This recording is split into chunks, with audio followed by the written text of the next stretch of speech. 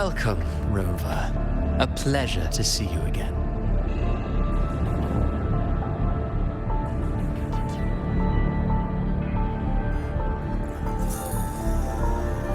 Oh, no need to rush toward the abyss in such haste. Please, take your time to enjoy this interlude before the story meets its climax.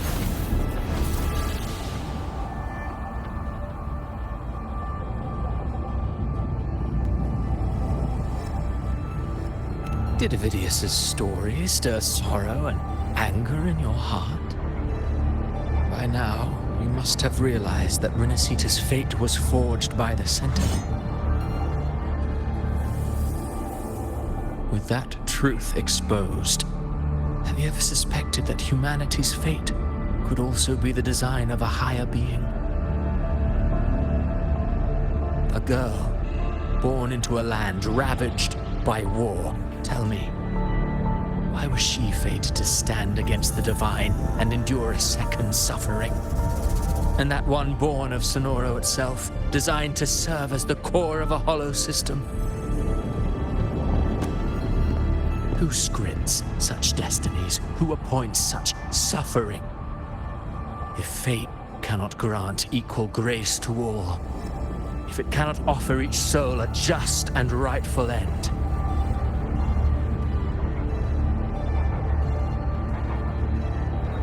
then perhaps it is we who must tear the old script and become the authors of a new one.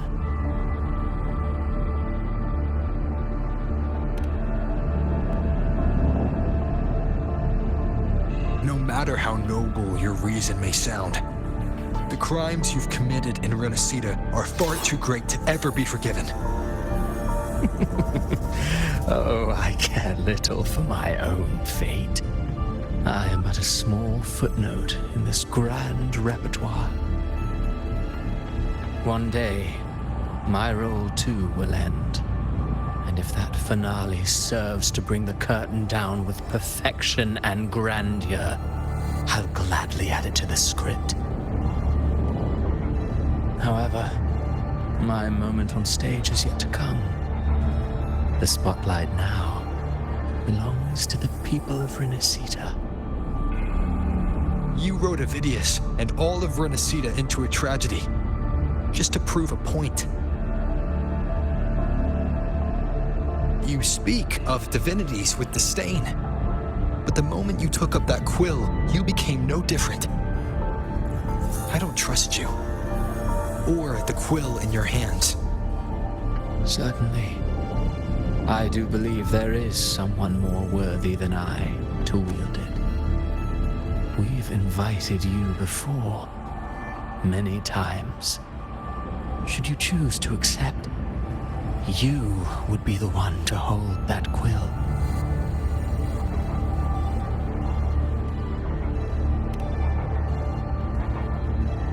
Unbound by Renacita's fate, and still you descend into the abyss alone, to aid in their defiance of fate. Aren't you merely playing the role of savior? I know you bear a power not of this world. It grants you a courage that borders on folly. But even so,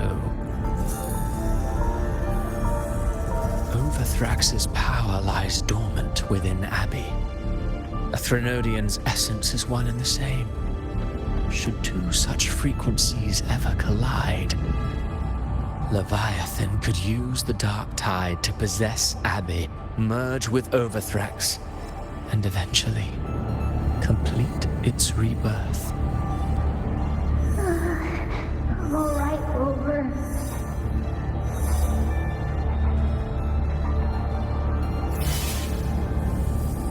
You've never questioned what Abby is, have you?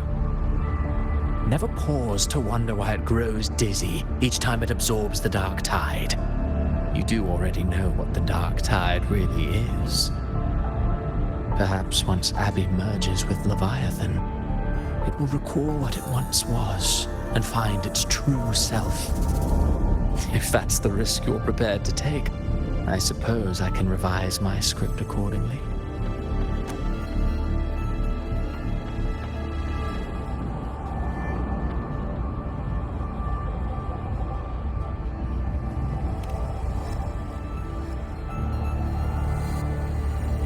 Leviathan has long sought its harbinger, but you weren't its first choice.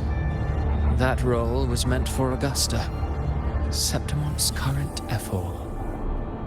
The paradise should have descended as I had written. Yet, the priestess's arrow, fired at the cost of her very existence, sent the story veering off script. Still, any script worth its ink must be able to adapt.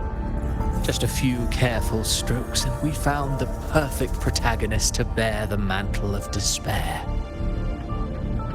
We knew your plan from the beginning. Now your companions are lost to the dark tide, adrift with no anchor in sight, fated to sink endlessly into the depths. As for Cartathea, the divinity that granted her a second life is dead. Do you truly believe her humanity alone can stand against Leviathan?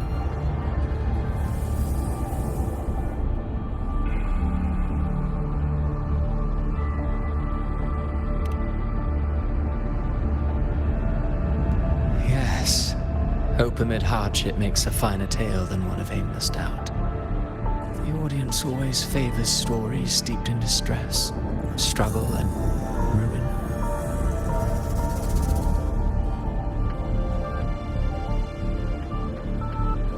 Alas, this interlude must end here. Leviathan stirs from its slumber, and with its wrath comes its gospel. Now then, show me. Show me that humanity can rise against the divine. Prove your will is your own. Prove you are worthy to pen your own fate. But if humanity cannot cross the threshold of the divine, then we shall be the ones to write its fate instead.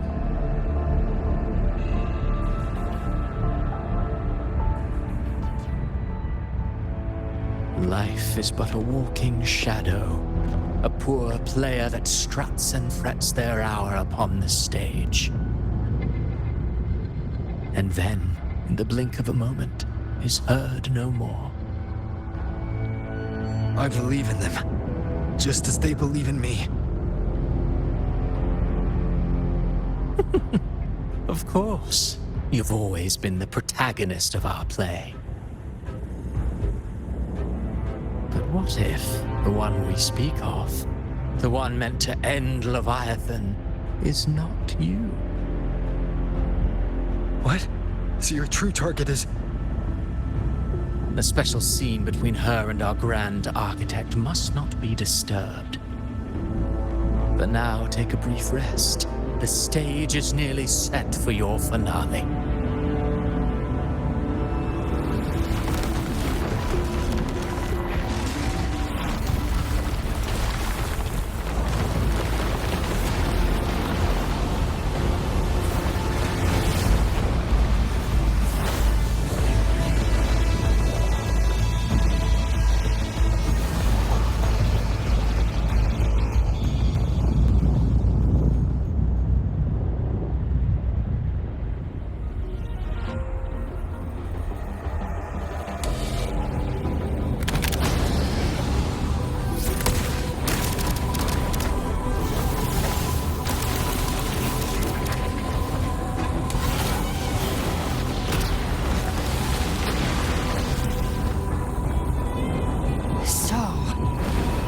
Was your true target all along.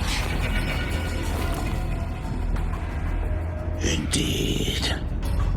Another stalemate awaited him. And you, the Revenant, returned from the dark tide. You are the one chosen to end Leviathan in our script. I know the power you wield. protect, it unravels the fabric of our play. And so, I must still your steps here. Yet I confess, Galbrena, your growth hath far outstripped what I foresaw. How many tacit discords have you devoured to stand here now? Do you count how many gemberries you've eaten in your life? For one with a lifespan like yours, surely you know more than most. So go on, take a guess.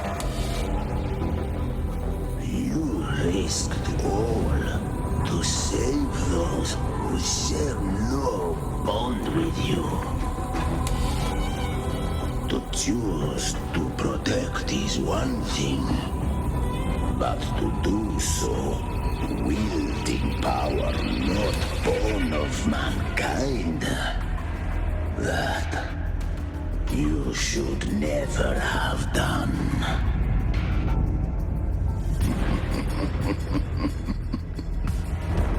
You must have felt it. The cold stares of those you saved. No gratitude.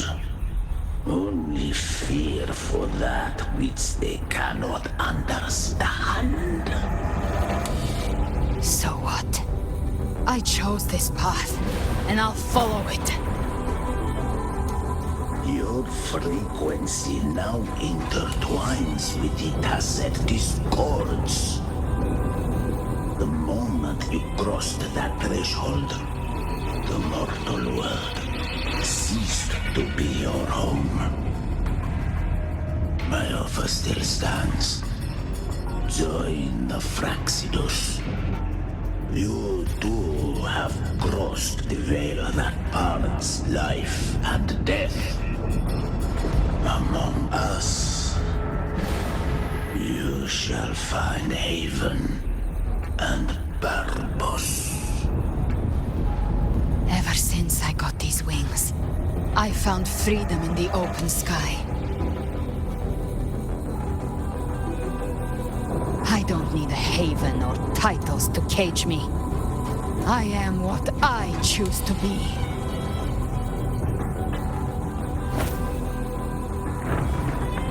Should you crave power, we shall grant it. Even that of the Frelodian. Should you seek to help, we shall guide mankind toward the future beyond all comprehension.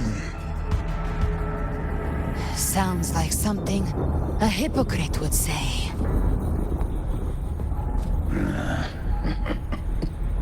Mortal sight is too narrow to fathom our path. So, you think you stand above humanity, huh? Whatever. I don't give a damn about you or your grand ideals. I only need one reason to take you down. You're in my way.